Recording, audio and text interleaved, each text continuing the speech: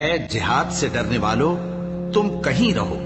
موت تو تمہیں آ کر رہے گی، خواہ مضبوط قلعوں میں رہو۔ وہ اللہ کے پیغمبر کی مرضی کے برخلاف بیٹھ رہنے سے خوش ہوئے اور اس بات کو ناپسند کیا کہ اللہ کی راہ میں اپنے مال اور جان سے جہاد کریں، اور دوسروں سے بھی کہنے لگے کہ گرمی میں مت نکلنا۔ ان سے کہہ دو کہ دوزخ کی آگ اس سے کہیں زیادہ گرم ہے،